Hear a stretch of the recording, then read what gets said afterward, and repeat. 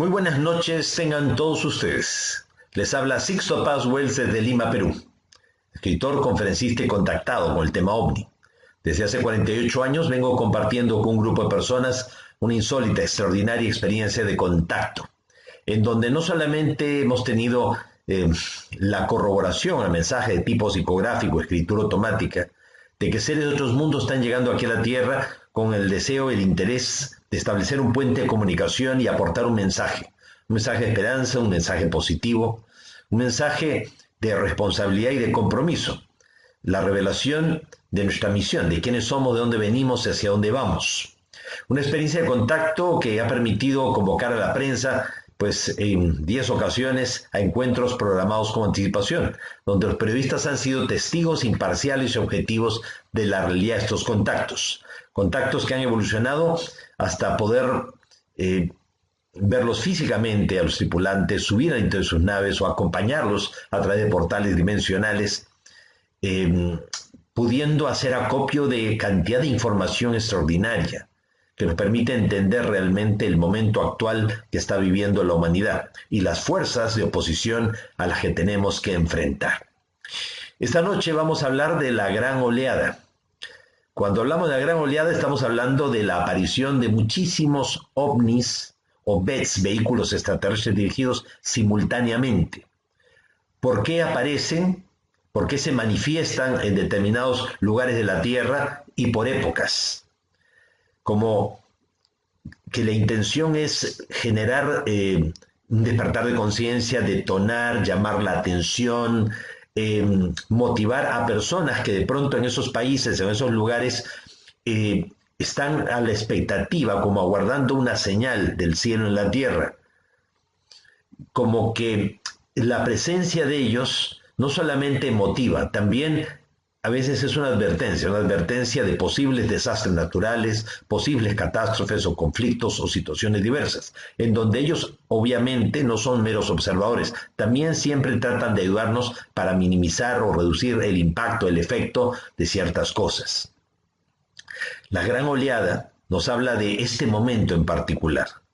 O sea, un momento en que están apareciendo ovnis tanto en México como en Colombia, pero muchos.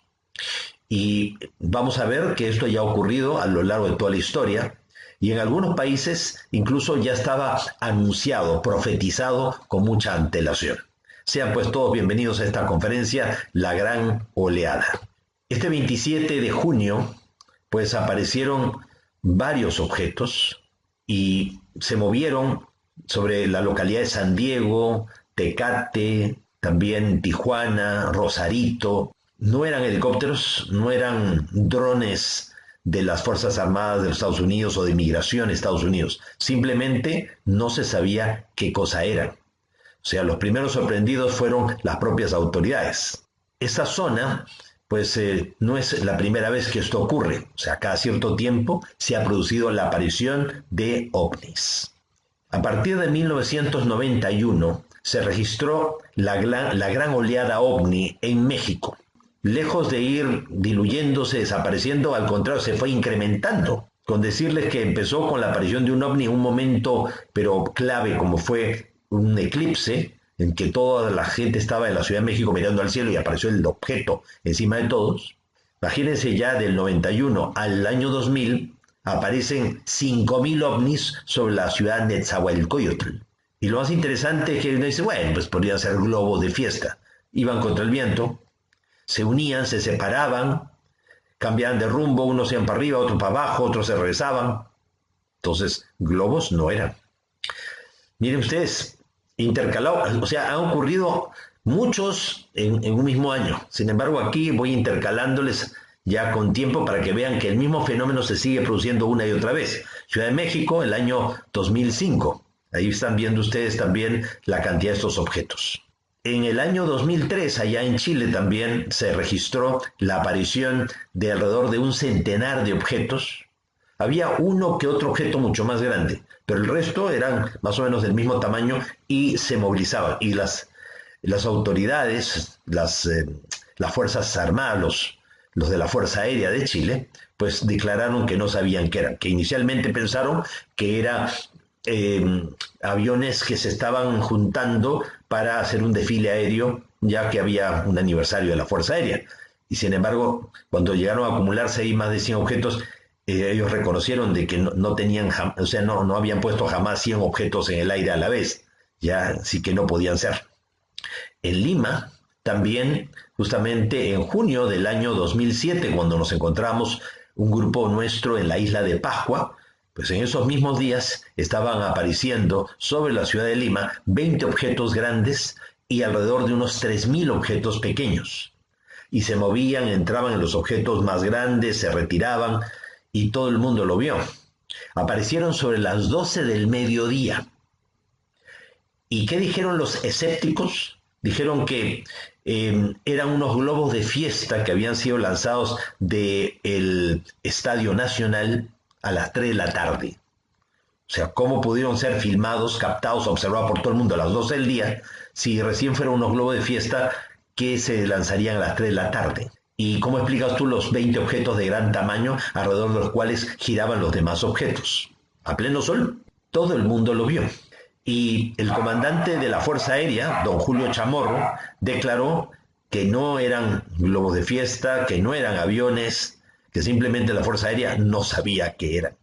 Cuando nos ponemos a observar el universo, es tan vasto.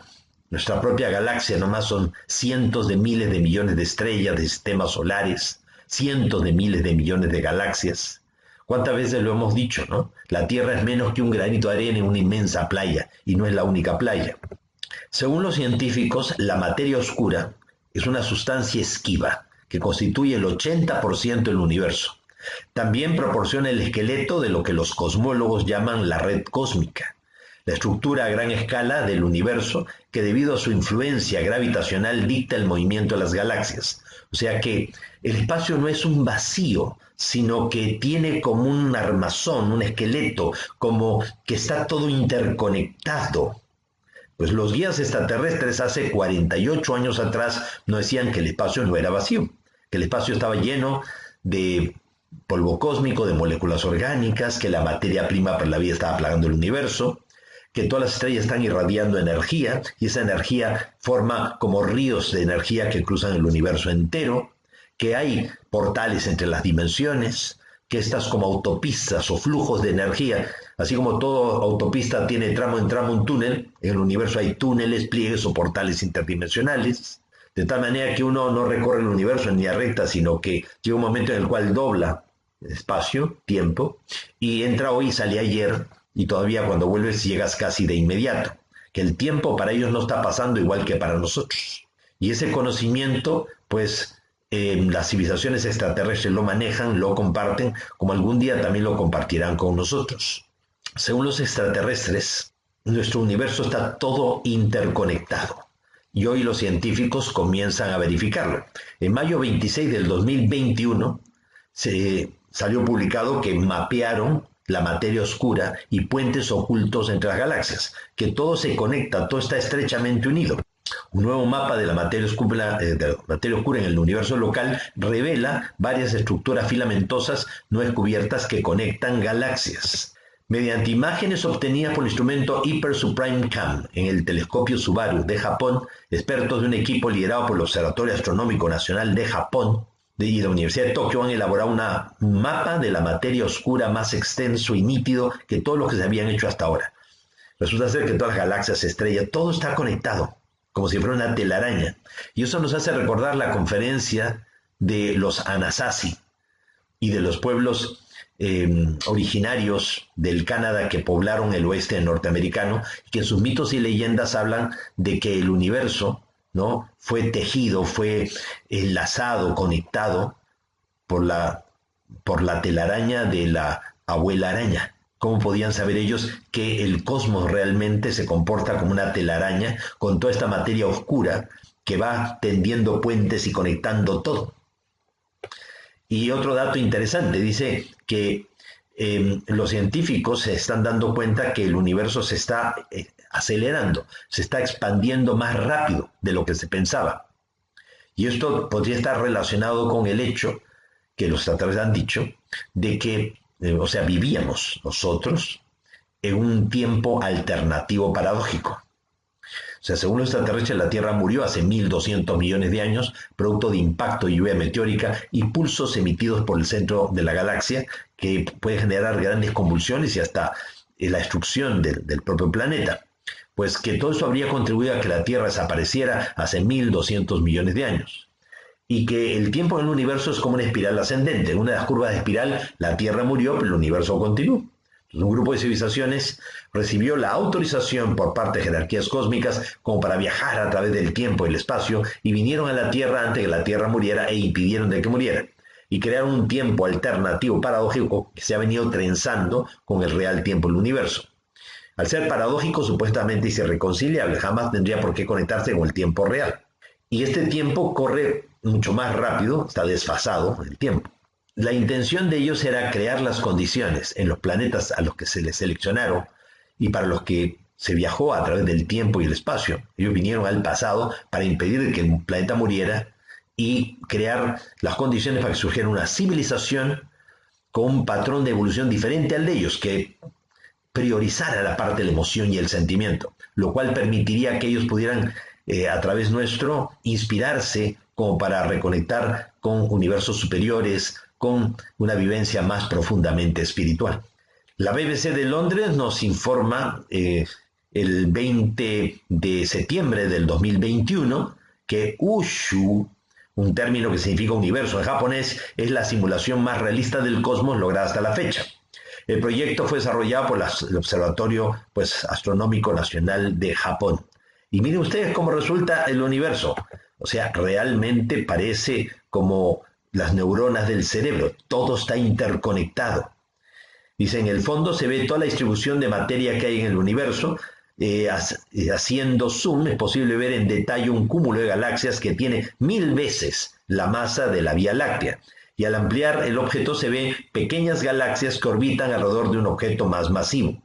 Lo que los guías también nos habían dicho, que nosotros formamos parte de un grupo local y que nuestra galaxia, la Vía Láctea, gira con otras galaxias en torno a una galaxia principal, que es la M31, la gran nebulosa de Andrómeda.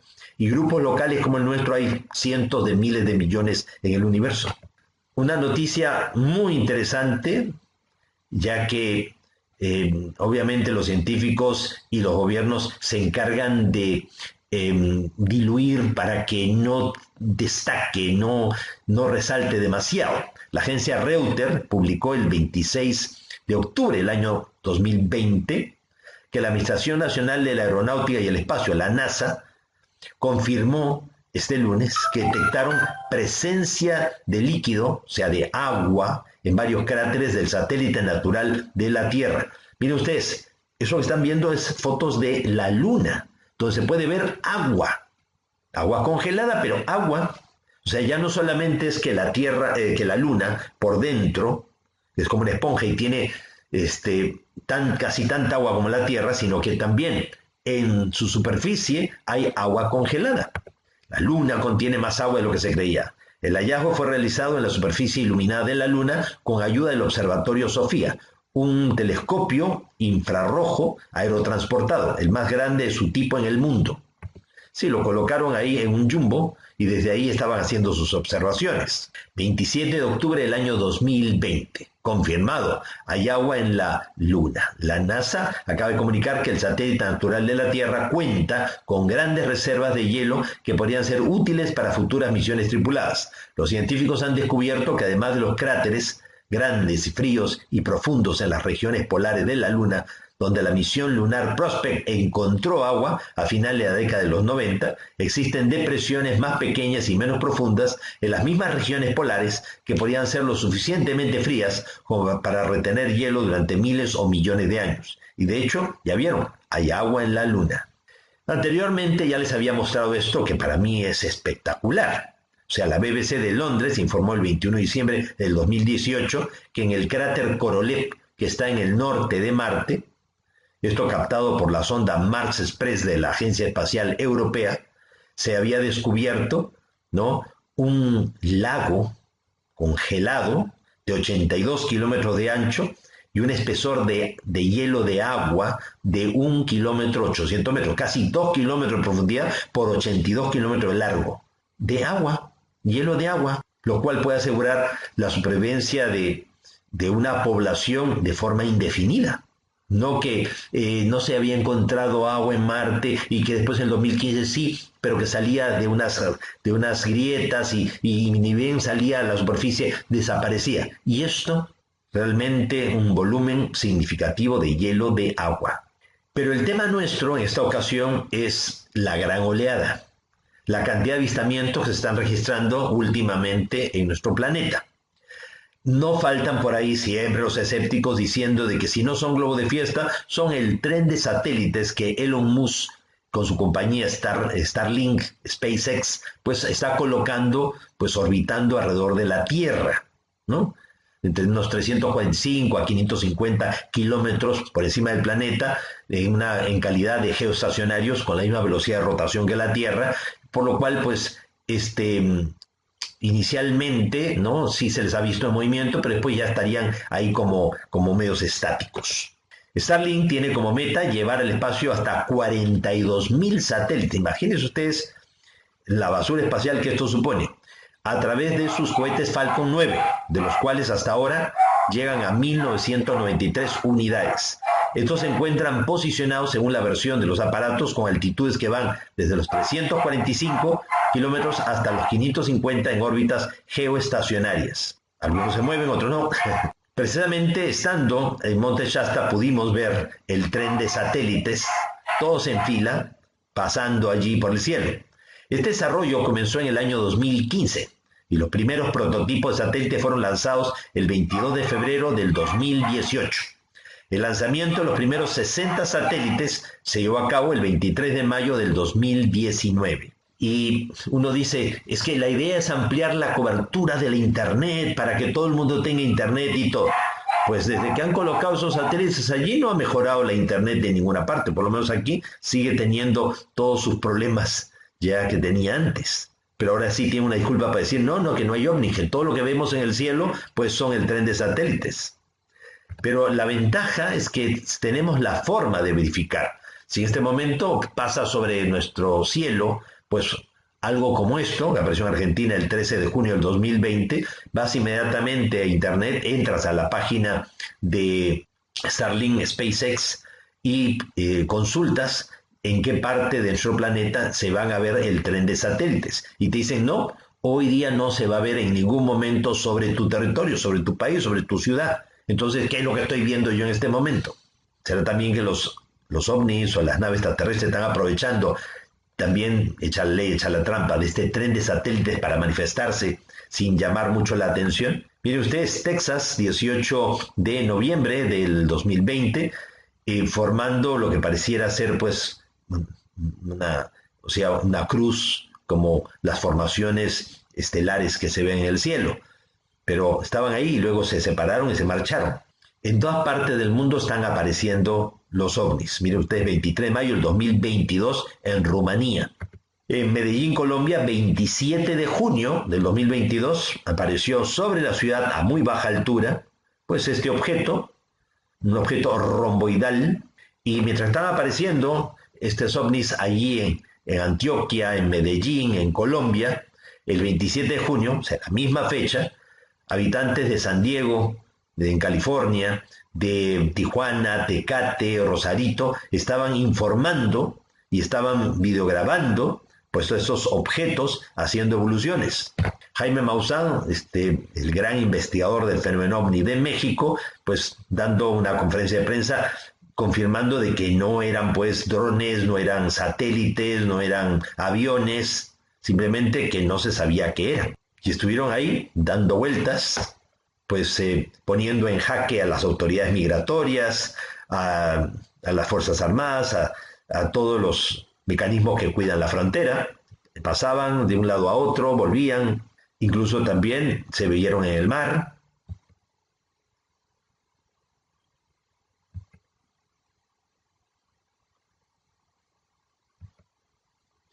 Algunos ya no eran meras luces, era el objeto propiamente discoidal, disco volador. Pero ya esto había sido observado anteriormente en el 2018, la aparición de estos objetos en la misma zona, tanto Rosarito como Tijuana, Tecate y San Diego. Oleadas de avistamientos ovnis, o sea, cantidad de objetos en el aire, han sido captados, vistos a lo largo de toda la historia, a tal punto que sirvieron de inspiración a Masolino Panicali para que pintara este cuadro llamado El Milagro de la Nieve. Jesucristo, que a los 40 días de haber resucitado ascendió al cielo en cuerpo y alma, y María la Virgen, que también según la tradición ascendió a los cielos en cuerpo y alma, ambos regresan en un gran círculo volador encima de una gran nave nodriza acompañado de cantidad de discos volantes, para hacer un cuadro del año 1350, pues muy moderno.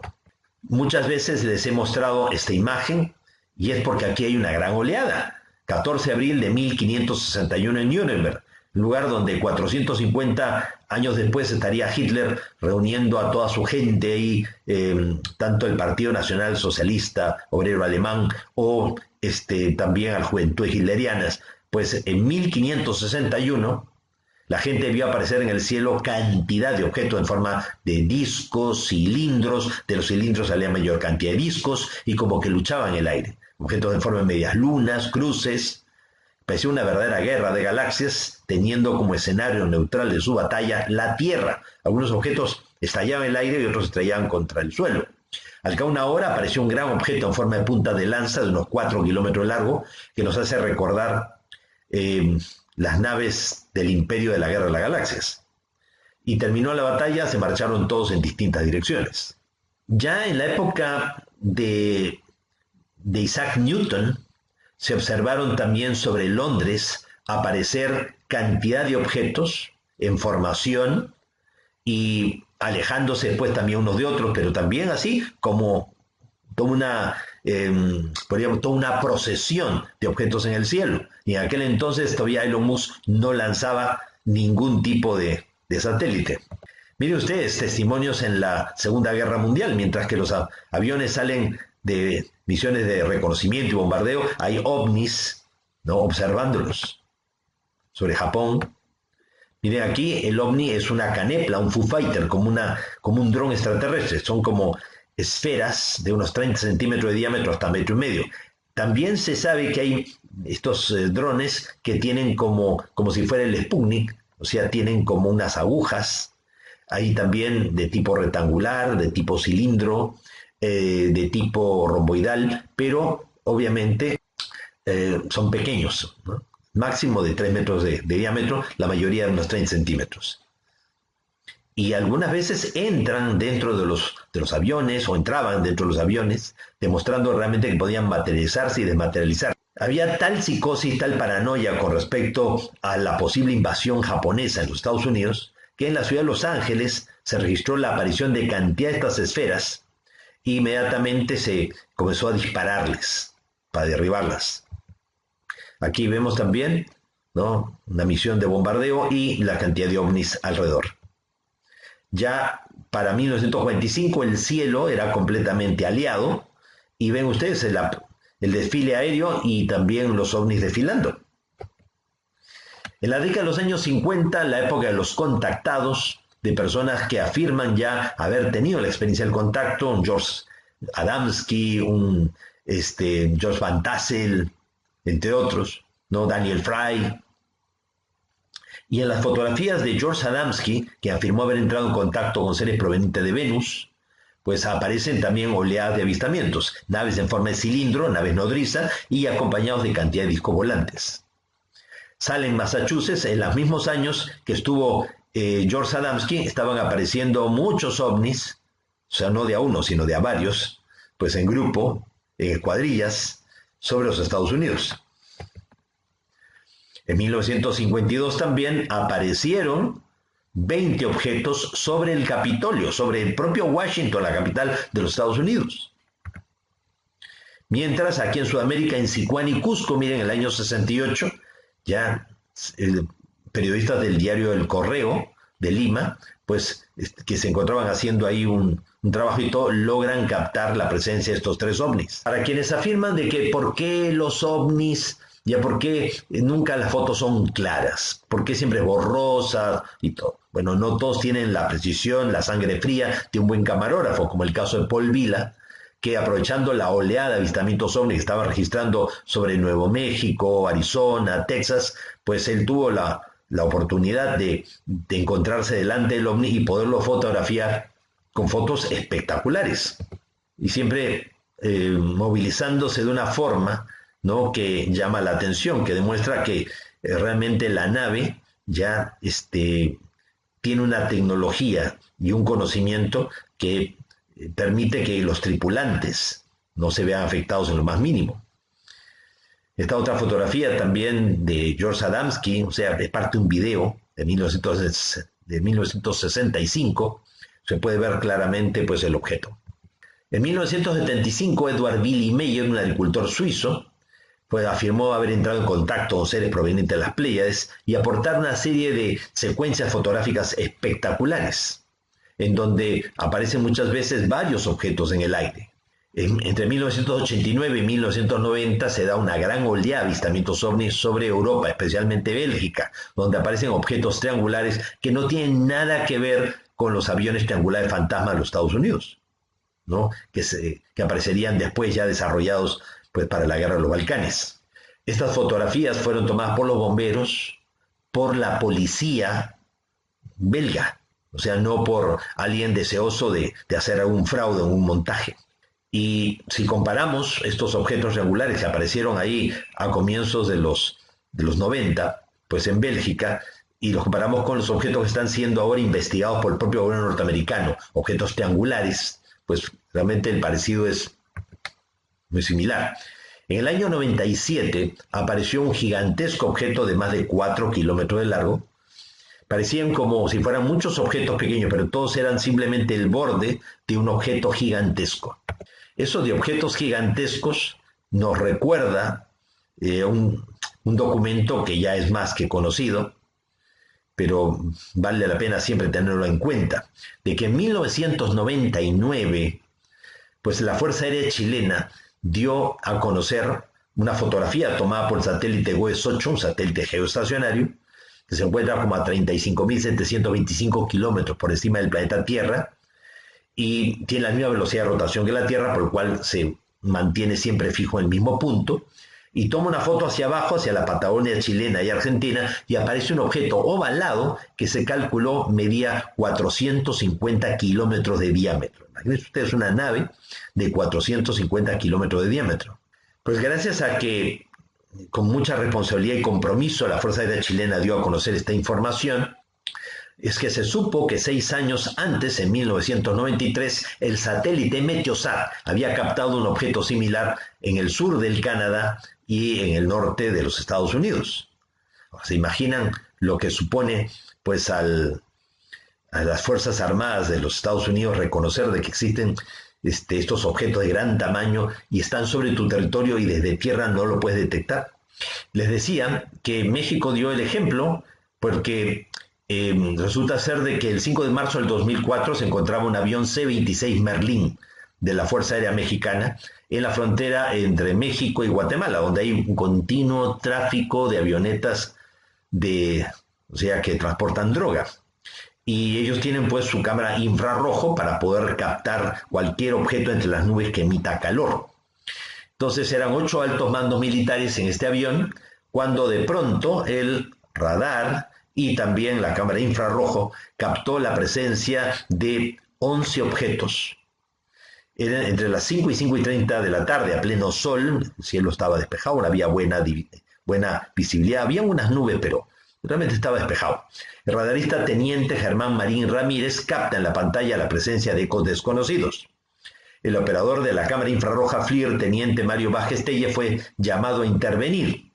El mayor Magdaleno Muñoz Castañón dirige el avión hacia el lugar a 2 kilómetros del punto de captación, pero a simple vista no veían nada. Sin embargo, tanto la cámara infrarroja como el radar captaba la presencia de 11 objetos, entre los cuales destacaba uno que tenía el tamaño de un edificio de 15 pisos. Sin embargo, a simple vista no lo podíamos ver. 11 objetos, era una oleada, era una escuadrilla o un grupo, un colectivo.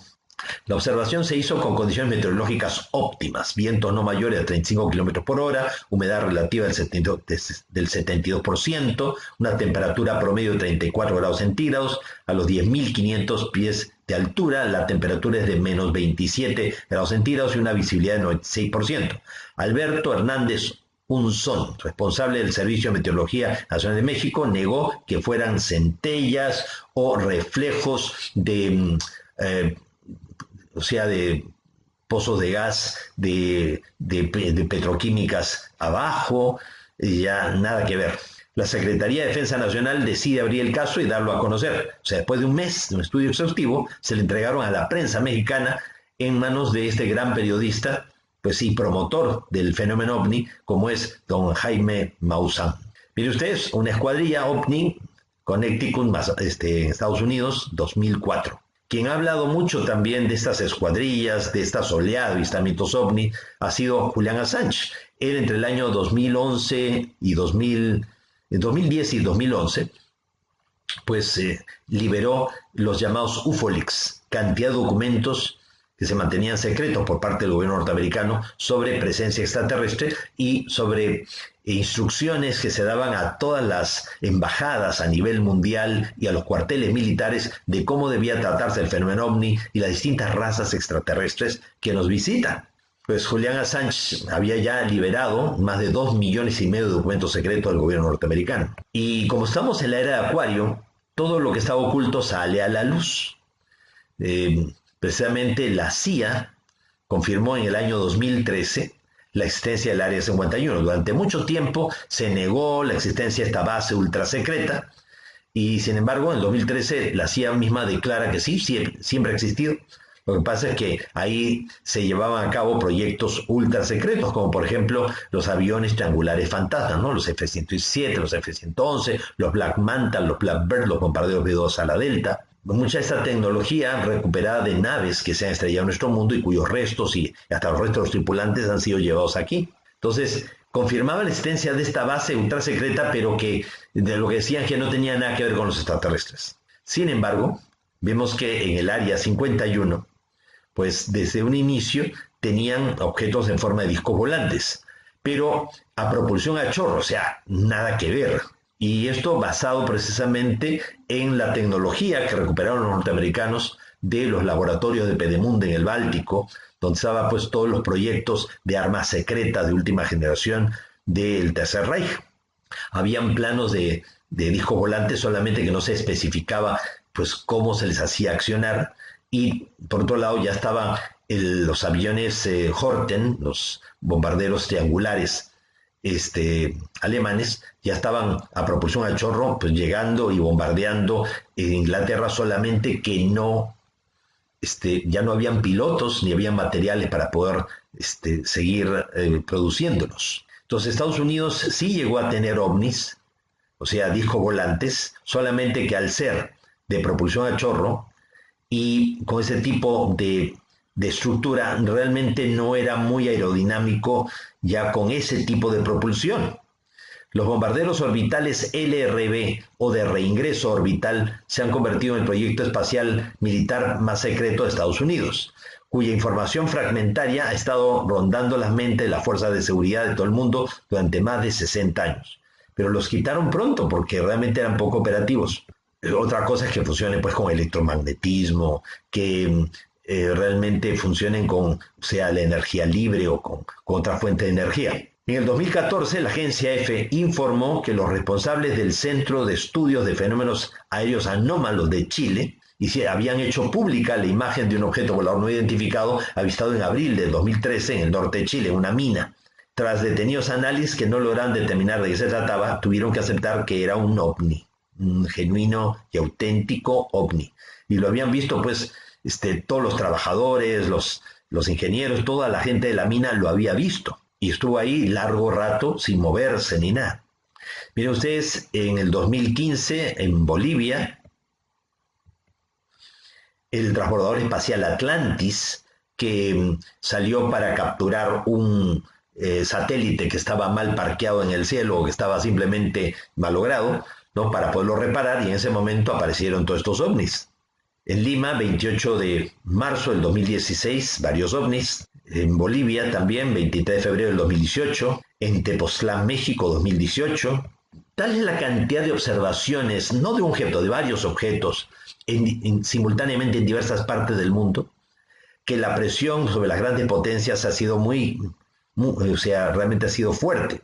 El Senado norteamericano terminó exigiéndole al Pentágono que le entregara información considerada clasificada sobre el tema OVNI, testimonios de pilotos y de militares que han tenido encuentros directos con estos objetos, y así en el año 2019 el Senado norteamericano confirmó que los ovnis existen y es algo que no se puede negar. Y hasta salió publicado en el Washington Post y en la revista National Geographic.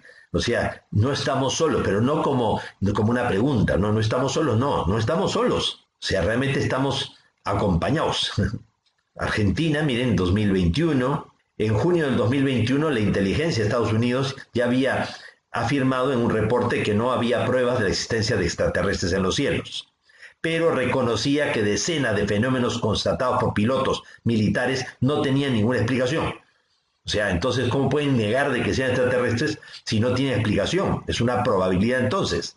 No hacemos presunciones sobre lo que es o no es, pero descartan de que sean extraterrestres. El informe del año 2021, una evaluación preliminar de 9 páginas realizada por la Oficina del Director de Inteligencia Nacional y un grupo de trabajo dirigido por la Armada, decía que el 80% de los casos de los UAPs o los OVNIs o los BETs que se revisaron se registraron en múltiples instrumentos, o sea, no eran fenómenos atmosféricos, no eran errores de observación, nada que ver. Scott Waring logró captar este ovni durante una transmisión en vivo desde la Estación Espacial Internacional y no tardó en difundir el metraje. Lo están estudiando, 24 de mayo del 2021. El científico Avi Loeb, de 60 años, es el director que más años ha estado en el cargo del Departamento de Astronomía de Harvard. Para él siempre le pareció obvio que los extraterrestres no solo existían, sino que ya habían visitado la Tierra. Pensar lo contrario sería el colmo de la arrogancia humana. Para que vean ustedes la nueva generación de científicos que hablan abiertamente de todo esto. El 17 de mayo de 2022, una audiencia pública en el Congreso de los Estados Unidos y gente del Pentágono, pues fue invitada, ¿no?, a dar a hablar sobre el tema. Y tuvieron que reconocer que tenían 400 casos, en donde verdaderamente los encuentros había sido con una tecnología muy superior que no es ni de China, ni rusa, ni de ninguna empresa norteamericana pues independiente, que desafía mucho pues todo el conocimiento que tenemos en la actualidad, pero que no es seguridad que sea extraterrestre. Si no es de la Tierra, entonces ¿qué es? Es extraterrestre. El informe menciona que algunos FANI, ¿no?, o sea, objetos voladores no identificados, revelados previamente en imágenes de video publicadas por el Pentágono de enigmáticos objetos aéreos que mostraban una velocidad y maniobrabilidad superiores a la tecnología de aviación conocida y carecían de medios visibles de propulsión o superficies de control de vuelo. En testimonios ante la Subcomisión de Inteligencia de la Cámara de Representantes, funcionarios del Pentágono no revelaron realmente nada nuevo, solamente más casos de los que según ellos no hay explicación.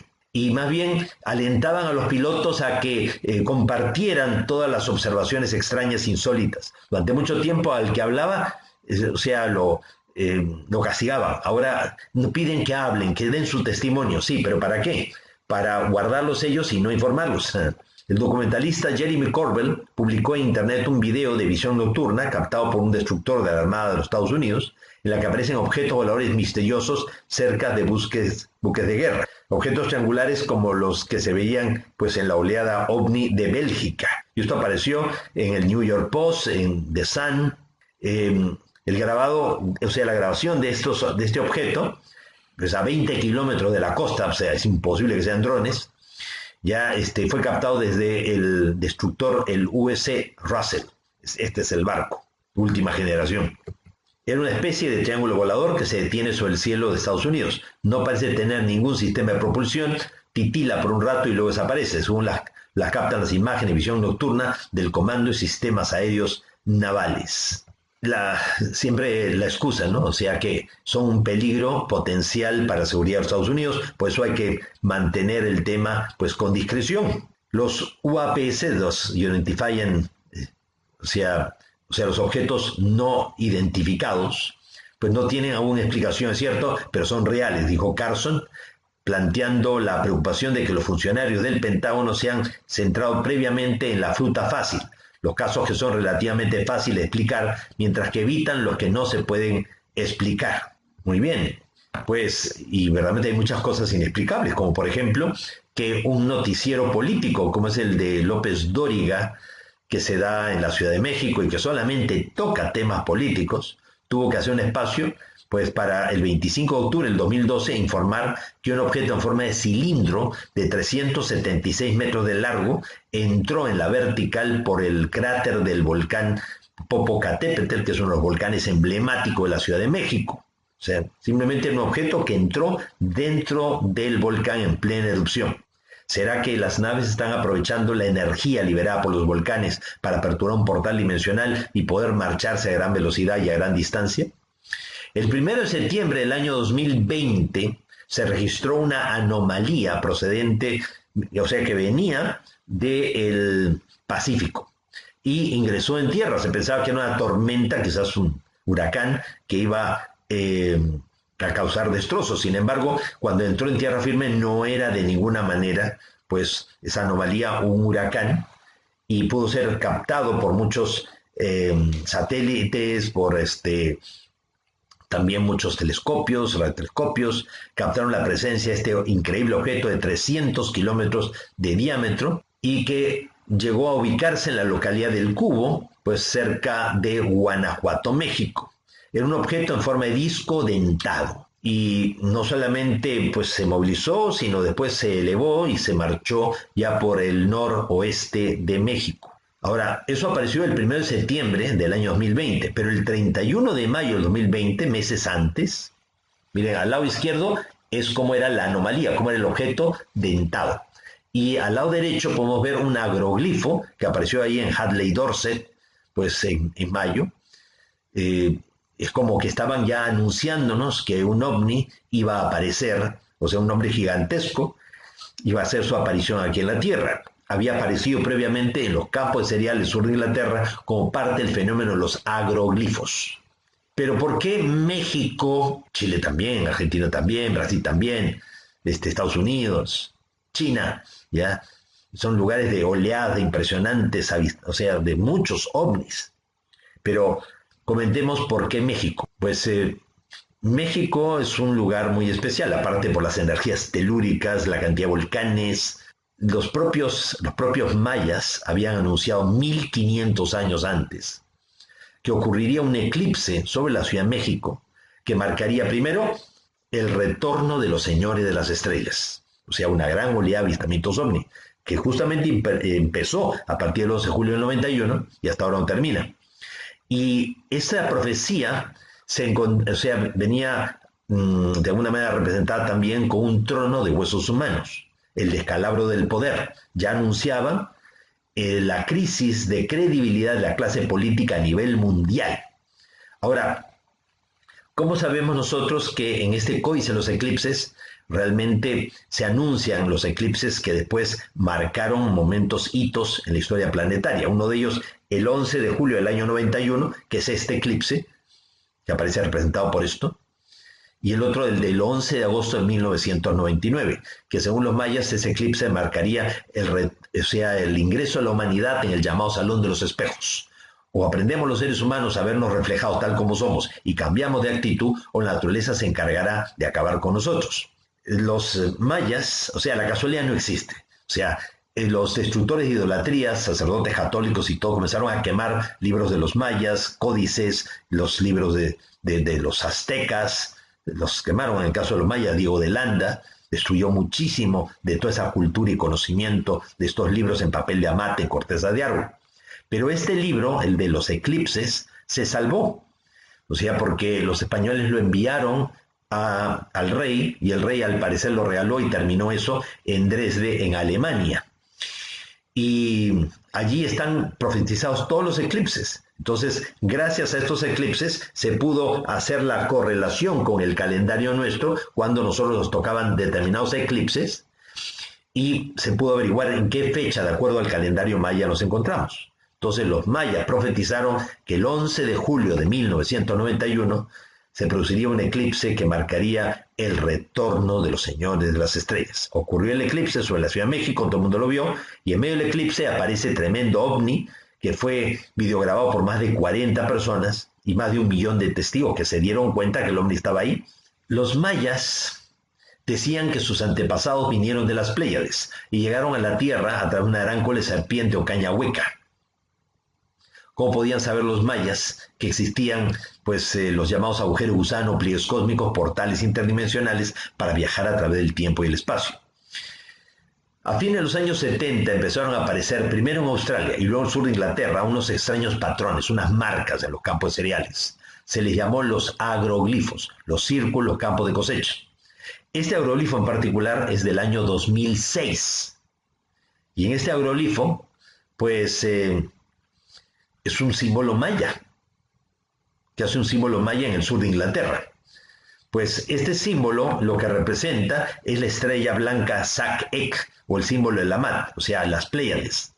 Pero también significa en maya sumergirse, una etapa de equilibrio del alma a través de la compasión y el perdón para poder pasar de una dimensión a otra. O sea, ya se nos estaba anunciando el estado de conciencia o el nivel de conciencia que necesitamos tener para poder realmente hacer el gran salto cuántico evolutivo del planeta.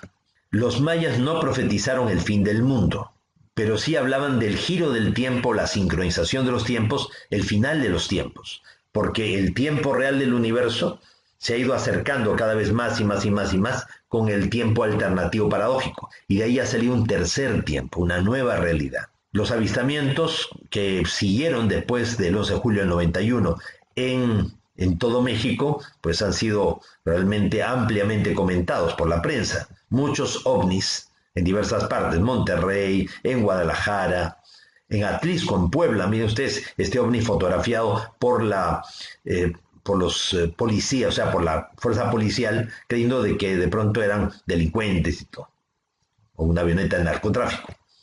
En Tlaxcala, 1991, Tepoztlán, fotos tomadas por un gran contactado mexicano, Carlos Díaz, que es fotógrafo profesional. Raúl Domínguez capta esta secuencia fotográfica de un ovni saliendo de la laguna de Chapala. Nuevamente el volcán Popocatépetl, miren ustedes los ovnis acercándose para entrar dentro del cráter del volcán. 6 de agosto de 1997, miren ustedes el ovni sobre los edificios de la Ciudad de México. Uno dice, no, esto es un montaje, sí, pero la gente que está en los edificios, la gente que está caminando en la calle, todo el mundo lo vio. Entonces, ¿cómo va a ser un montaje?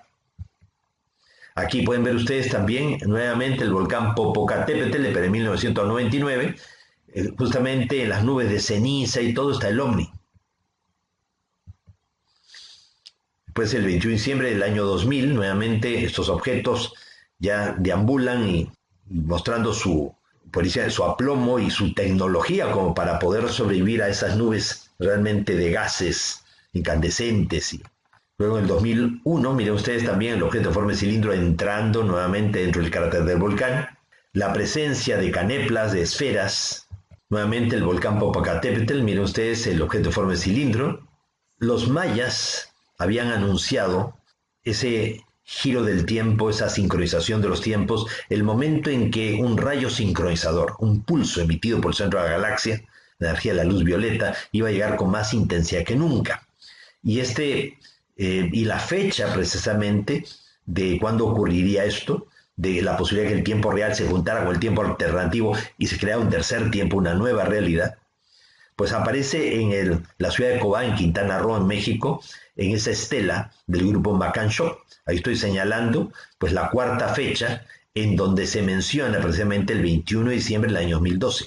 Pues días antes del 21 de diciembre del 2012, el 12 del 12 del 2012, fuimos con gente de los grupos de contacto, más gente de distintas escuelas, filosofías, gente de la mexicanidad, de las tradiciones, para hacer prácticas, meditaciones allí precisamente en Teotihuacán.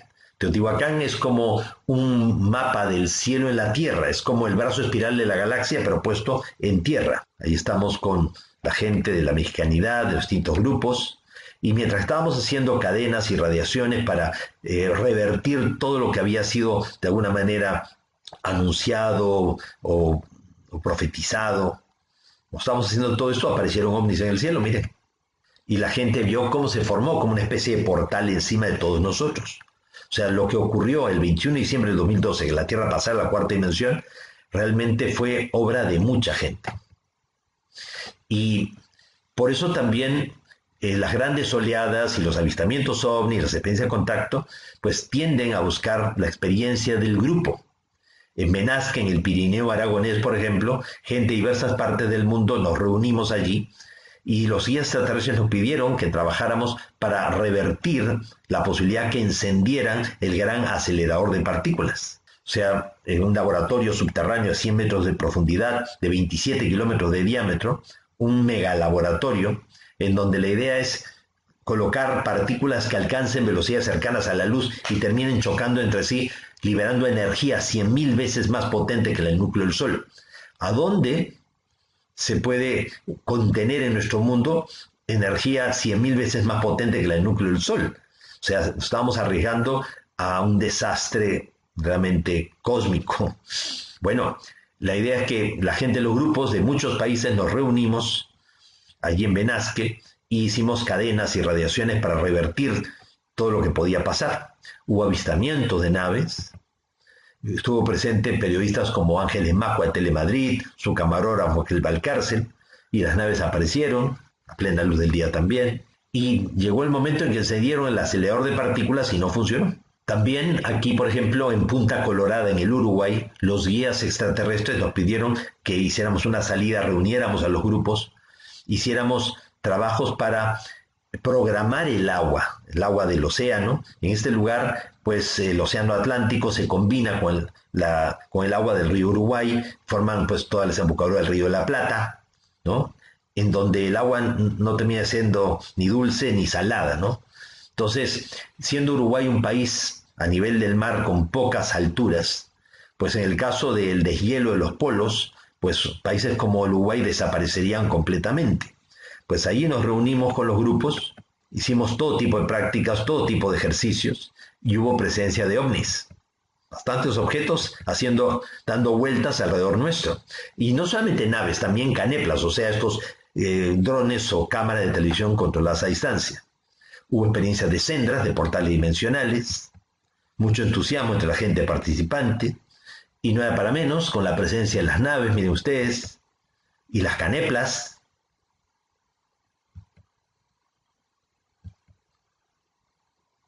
Aquí, por ejemplo, a todos se nos pidió que con un envase de plástico tomáramos parte del agua que combina el agua dulce con la salada de esta parte, de esta playa, y colocáramos la palma de la mano sobre el agua y poco a poco, manteniendo la respiración lenta y profunda, fuéramos girando con la mano, programando el agua.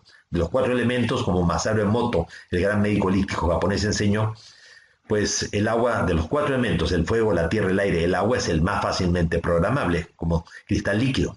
Entonces, programar para que, aunque suba el nivel de las aguas a nivel del mar, no afecte las costas de los países ya ni traiga destrucción, como el caso del Uruguay. Miren ustedes ahí la canepla en todo momento observando el grupo. Igualmente, recibimos el encargo de ir a Inglaterra un mes antes de los Juegos Olímpicos para neutralizar todo potencial, todo peligro potencial de un desastre producto de un acto terrorista. Entonces, una semana antes o algo así de que empezaron los Juegos Olímpicos, capturaron a la célula terrorista. Estamos con gente de Chile, gente de Uruguay, de México, de Puerto Rico. Está ahí nuestra querida hermana Carmen Margarita Fabián. Y estando en Inglaterra, miren ustedes, ahí cerca de Cadbury, encima de la iglesia, pueden ver ustedes, es un objeto cilíndrico. Estaban ellos ahí presentes. También de Inglaterra seguimos en Alemania, estuve con los grupos de Alemania, y en este lugar Exterstein, donde alguna vez estuvo el Irminsul, el árbol sagrado de las tribus germánicas, pues en este lugar también trabajamos con la gente del grupo de Alemania, hicimos todo tipo de prácticas, hubo avistamientos también de naves, así también los avistamientos de las naves pues de varias naves y todo, que muestran oleadas, épocas en donde ellos se aparecen más abiertamente, llevó a que convocáramos una vez más a la prensa, y a plena luz del día la nave apareció, miren ustedes, y ahí está filmada en el año 2014, 31 de marzo, el objeto sobre las colinas, captado por los mismos canales de televisión. En el 2014 también, 19 de julio, pues se hace una salida a Teotihuacán con la prensa y aparecen 6 objetos haciendo evoluciones en el cielo. Objetos con formas muy extrañas, ¿no?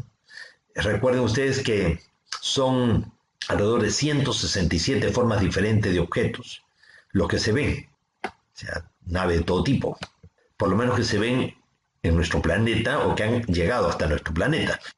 Leobardo Peña, uno de los grandes investigadores del tema OVNI, señalando sobre la pirámide del Sol la presencia de una canepla o Foo Fighter como una esferita.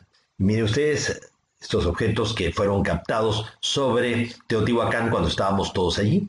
Aquí, por ejemplo, también en la Sierra Central del Perú, estábamos en salida y hubo avistamientos también de día, con los grupos de Monte Shasta, de Los Ángeles, San Francisco, hicimos salida a Monte Shasta y miren ustedes, ya desde el camino estábamos siendo acompañados, ahí en el círculo amarillo, pues aparece este objeto como romboidal, y estando en Monte Shasta también producto de los mensajes y del trabajo de los grupos de allá, pues se llegó a dar experiencia de un ovni que atravesó ahí en el fondo del bosque y los guía pasando al lado nuestro y la formación de 3 sendras. Aquí, por ejemplo, en Amatlán de Morelos, en México, en el año 2019 también salimos con todas estas personas a hacer trabajos.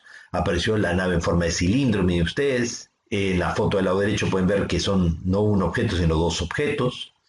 Y también la presencia del mismo objeto que nos apareció en Shasta, ¿no? Así en forma de un diamantito, ¿no? Como un dron. Y ahí el grupo señalando el lugar donde aparecieron los objetos.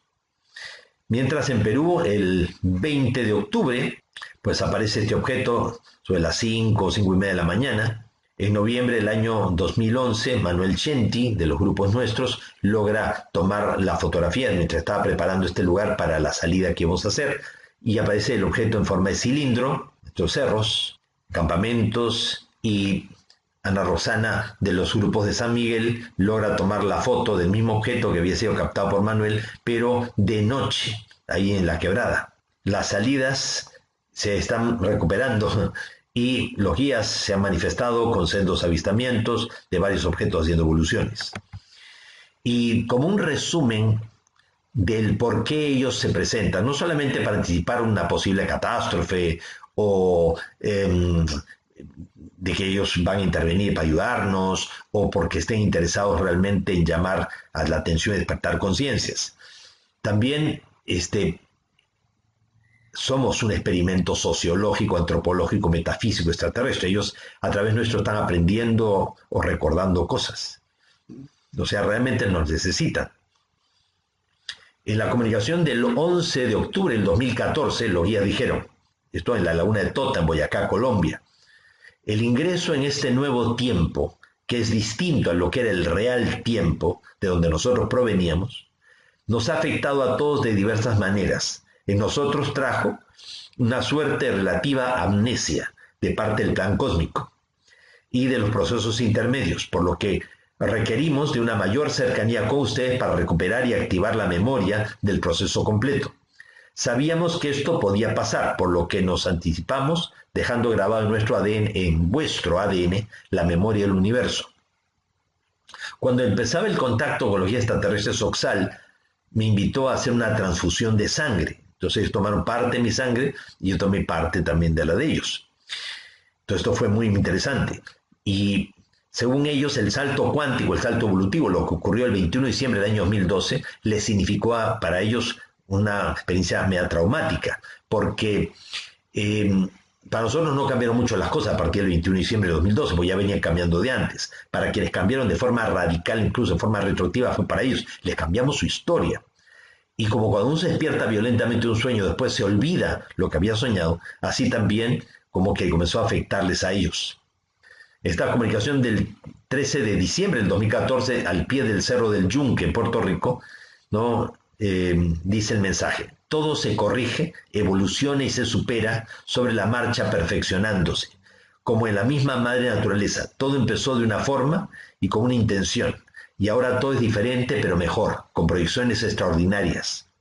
Ustedes tienen hoy por hoy una importancia fundamental por cuanto son la memoria de esta última creación, de sus procesos, caídas, retrocesos, crisis y dudas, pero también de sus esperanzas y sus emprendimientos. 13 de diciembre de 2014 es de ahora en adelante que el plan cósmico que ha ido variando sobre la marcha adquiere el mayor sentido por cuanto originalmente era llevar a una parte del universo evolucionado a superar un estancamiento evolutivo, mientras que ahora es conducir a, o sea, antes era eso, ¿no? Mientras que ahora es conducir a todo el universo material a una nueva realidad en donde los discípulos se convierten en maestros y los maestros en discípulos del amor.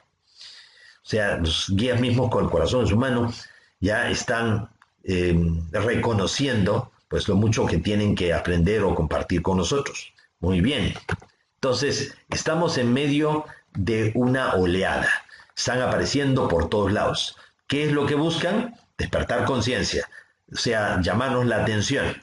¿Sobre qué? Sobre la necesidad de canalizar los cambios para que no sean tan violentos y nosotros mismos producir cambios que aceleren todo de la forma más positiva posible. Rosana. Buenas noches, sí. Quería preguntarte, Sixto, cuando mencionas que se unen los tiempos creando un nuevo tiempo, el alternativo con el real, ¿se puede hablar de que el tiempo nuevo puede ser el tiempo del amor, según los mensajes que leíste? Sí, El justamente. alumno que O sea, el hace alumno referencia a eso pueda precisamente. despertar. Perfecto, perfecto, Uh-huh. clarísimo. Ahora, Bien, gracias. profesor, cuando se llegó a la última etapa del plan cósmico, en donde intervinieron los seres de Orión y los seres de las Pléyades, los Oriones anticiparon que existía el riesgo de que nosotros modificáramos el plan cósmico, que llegáramos a tomar conciencia de la existencia de un tiempo real diferente a lo que era nuestro tiempo alternativo, y esto pudiera acercar el tiempo real con el tiempo alternativo, creando un tercer tiempo, una nueva realidad, produciéndose un salto cuántico, un salto evolutivo. Entonces, por eso fue una de las razones por las que ellos quisieron sabotear, boicotear el plan cósmico. No querían que modificáramos, cambiáramos el orden de cosas. O sea, no querían que fuéramos contra lo que estaba ya dispuesto. Y cuanto más han tratado de impedir que se cumpla el plan cósmico, tanto más nos han acercado a él. Exactamente, clarísimo. Uh-huh. Gracias. A ti, a ti. Hermano Sixto. Hola Jaime, ¿cómo estás? Buenas noches. ¿Cómo influye estos avistamientos en las autoridades a nivel mundial? A nivel general, en la gente, para despertar conciencia y todo, pero para las autoridades específicamente. Es una forma, un mecanismo también que tienen los guías, igual que los agroglifos que aparecen en los campos cereales, es una forma de presión. Están presionando para que se libere información, que se pongan tan nerviosos que al final no les quede más remedio que tener que liberar información. Es una forma, es una forma de presión indirecta. Pues muchísimas gracias a todos por participar.